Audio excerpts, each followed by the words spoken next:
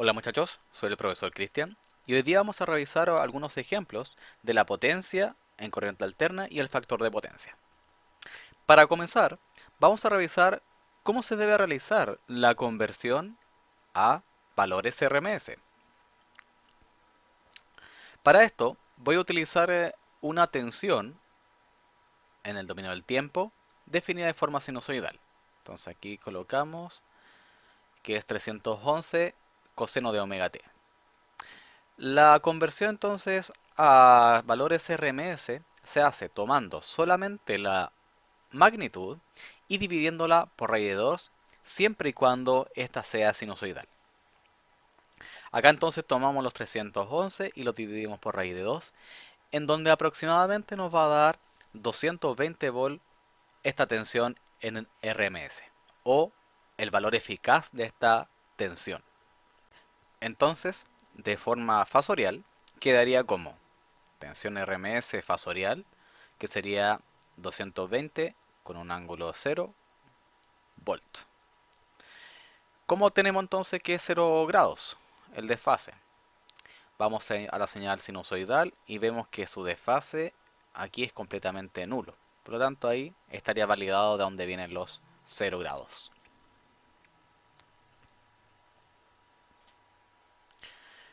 Comenzamos entonces con el primer ejemplo. Aquí lo que vamos a obtener es el factor de potencia y la potencia activa absorbida por la carga, que en este caso es una carga resistiva. Bien, entonces tenemos que la fuente de tensión está dada en RMS. Y aquí entonces en este circuito serie va a circular una corriente que la vamos a tomar como fasorial. Y la caída de tensión en la resistencia también va a ser fasorial. Como la resistencia es un valor real, su equivalente en forma polar sería como 10 ángulo 0 ohm. Con respecto a la ley de Ohm, la corriente que está circulante en este circuito sería la tensión de la fuente dividido la resistencia, dado que la tensión de la fuente se está reflejando directamente en la resistencia, por lo que el resultado de esto daría una corriente de 10 con ángulo 0 amper. Con esto pasamos entonces a calcular el factor de potencia, en donde el factor de potencia sería igual al coseno del ángulo de la tensión menos el ángulo de la corriente. Para este caso, el ángulo de la tensión sería el ángulo de la tensión de la fuente, dado que ésta se refleja directamente en la resistencia. Y el ángulo de la corriente sería la obtenida a partir de la ley de Ohm. Por lo tanto, sería como coseno 0 grados menos 0 grados, ángulo de tensión y corriente respectivamente. Y esto daría como resultado coseno de 0 y eso daría finalmente que el factor de potencia sería 1. Si analizamos gráficamente los fasores resultantes, tenemos lo siguiente. Entonces tenemos que el fasor de la tensión era 100 ángulo 0, que era la tensión reflejada de la resistencia, y la corriente sería 10 con ángulo 0 grados amper.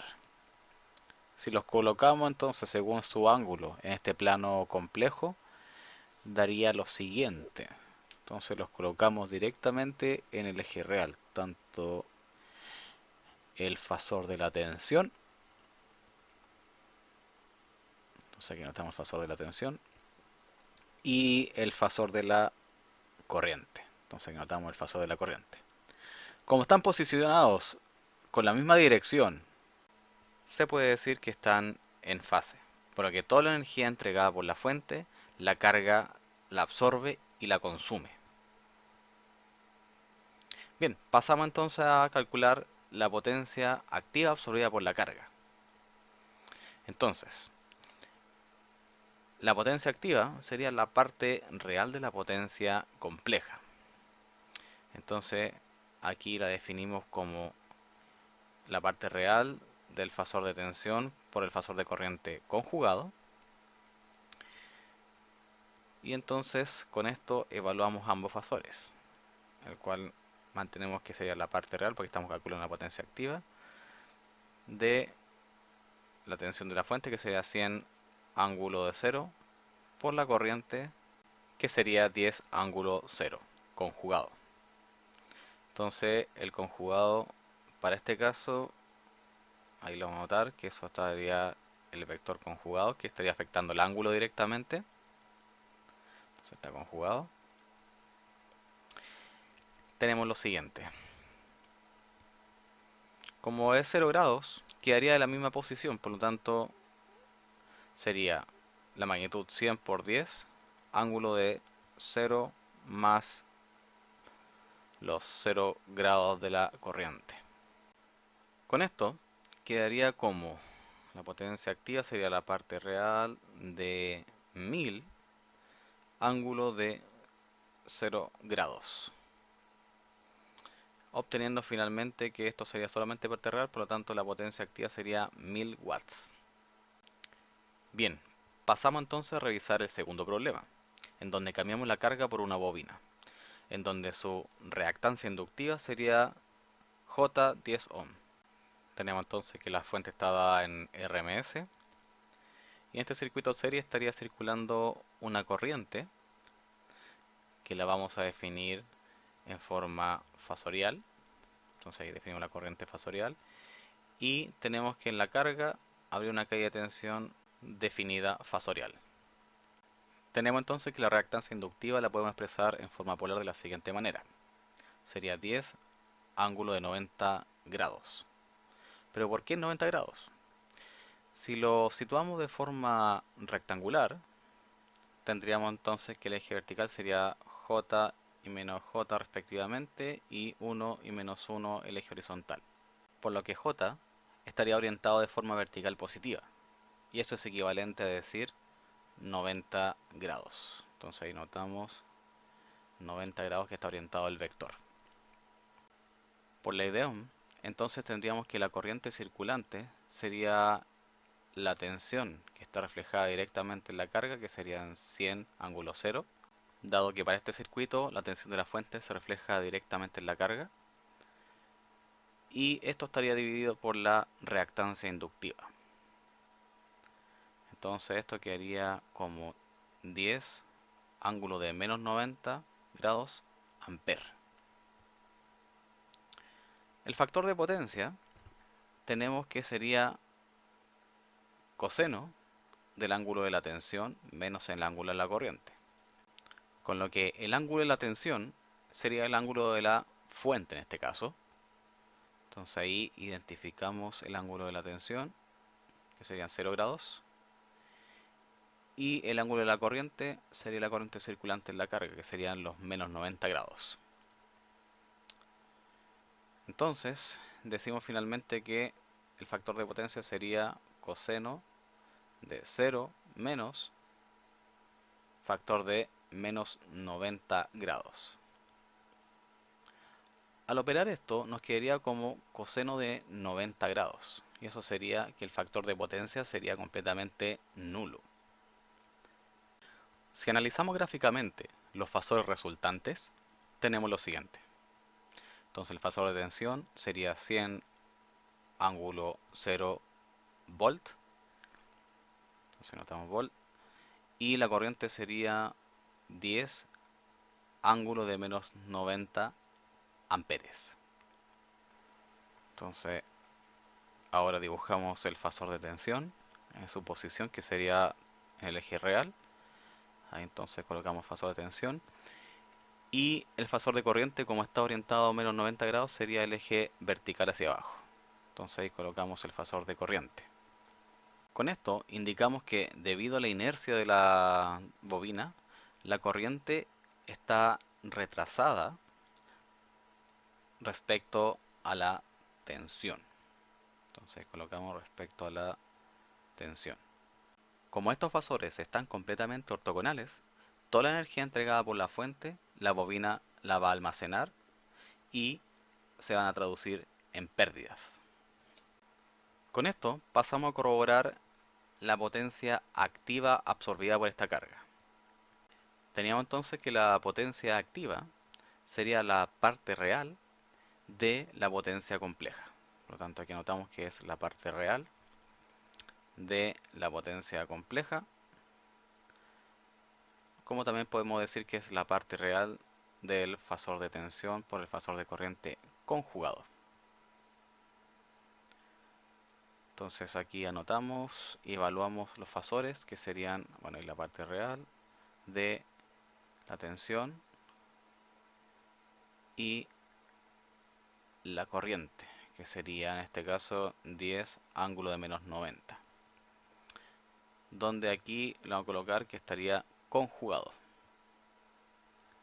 Entonces aquí, ahí volvemos a destacar y recordar que eso significa que el ángulo está conjugado.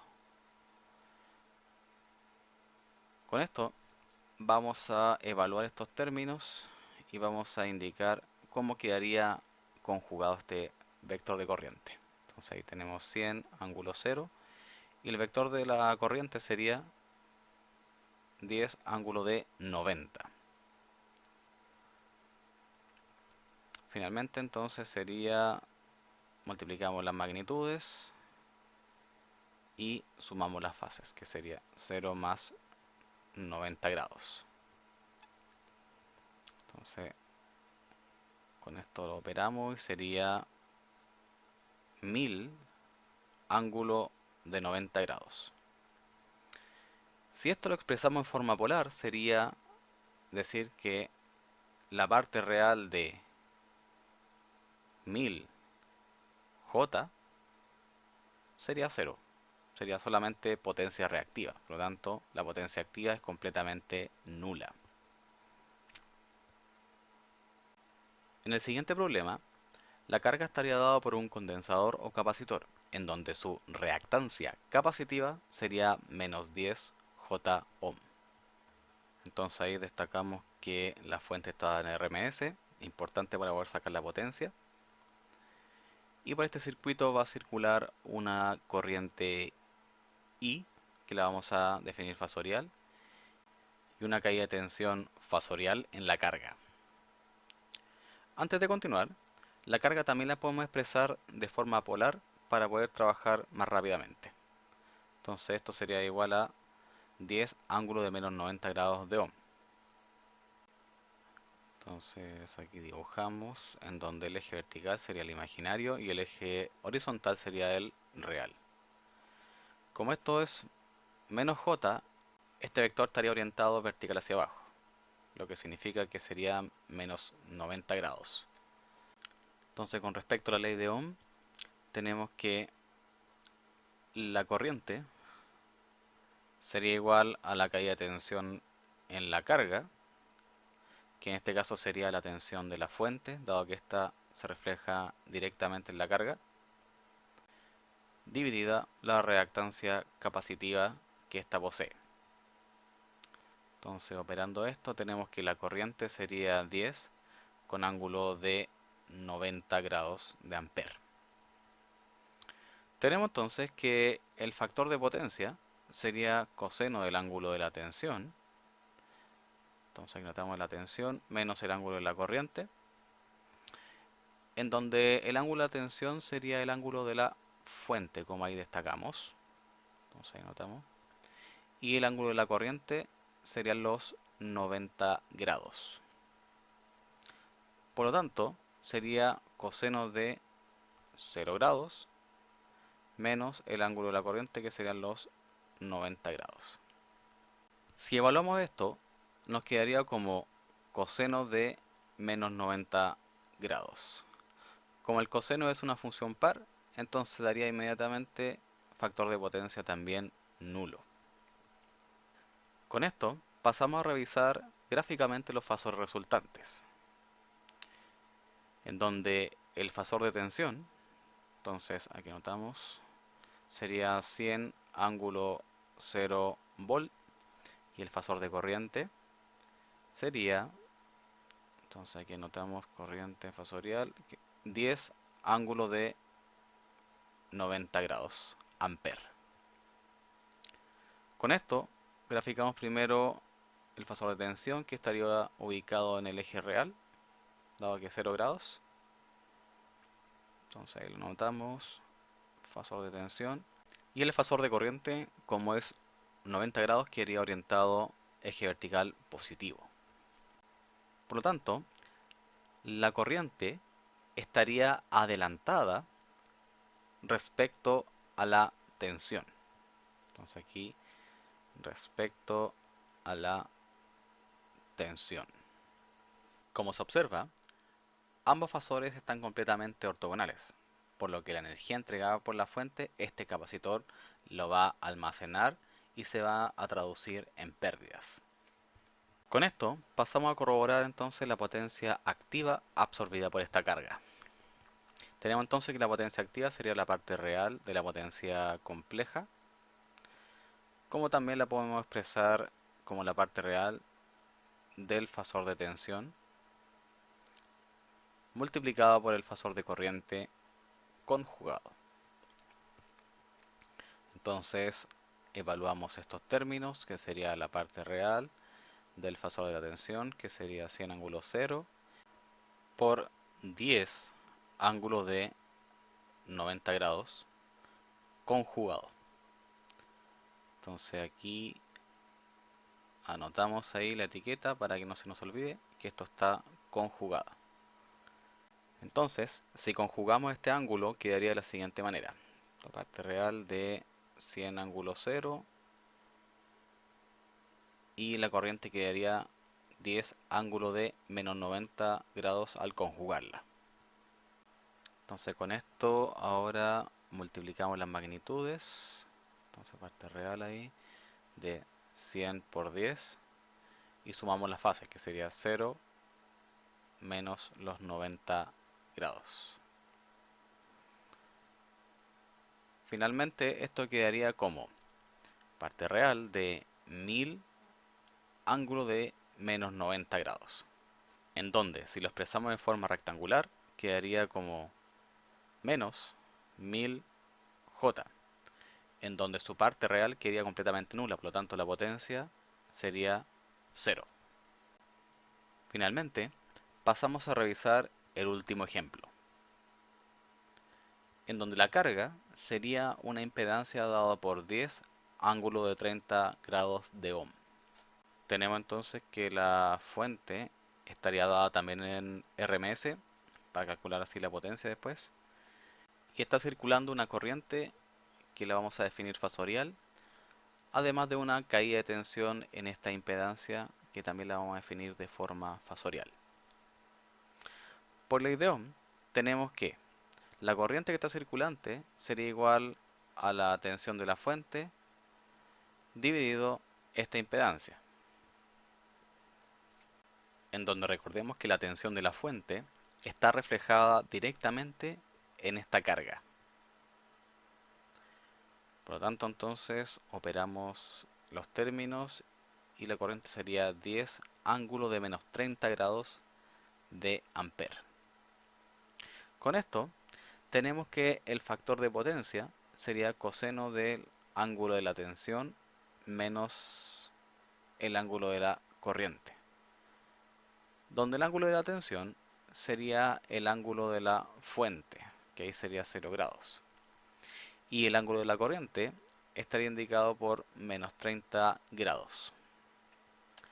Entonces colocamos ángulo de la corriente y esto sería coseno de 0 menos factor de menos 30 grados, lo que quedaría como coseno de 30 grados.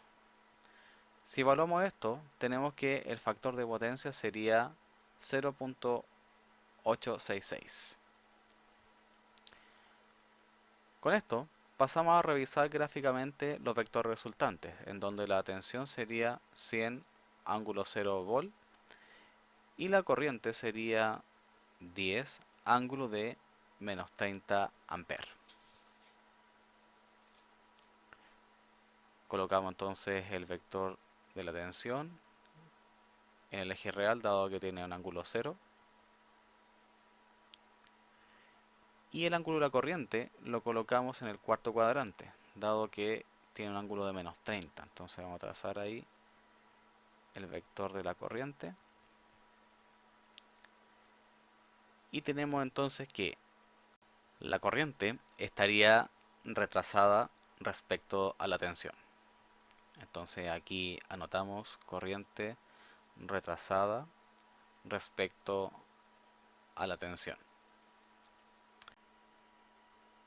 Esto significa que parte de la energía entregada por la fuente se va a consumir o disipar y la otra parte se va a almacenar o perder. Pasamos con esto a corroborar la potencia activa absorbida por la carga, donde la potencia activa sería la parte real de la potencia compleja o bien la parte real del fasor de la tensión por el fasor de la corriente conjugada.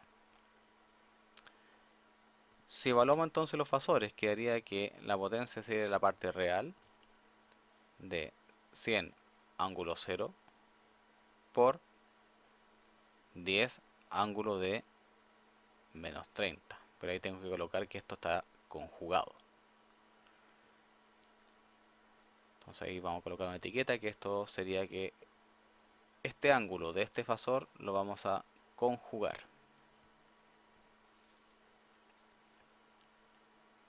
Con esto pasamos entonces a evaluar esta conjugación del vector de la corriente, que quedaría entonces de la siguiente manera. Parte real entonces sería de 100 ángulo 0 por 10 ángulo de 30, que ahí sería conjugado. Entonces aquí cerramos y con esto pasamos a operar o multiplicar estos números polares. Sería la parte real entonces de 100 por 10 ángulo de 0 más los 30 grados. Entonces, al multiplicar y sumar respectivamente, nos quedaría de la siguiente manera. Sería entonces la potencia activa, la parte real de 1000, ángulo de 30 grados. Si esto lo presentamos de forma rectangular, sería 866 más J 500, donde su parte real sería la potencia activa. Entonces ahí no olvidemos de la potencia compleja, que ahí la parte real sería la potencia activa y la parte imaginaria la potencia reactiva. Entonces la potencia activa absorbida por la carga sería 866 watts.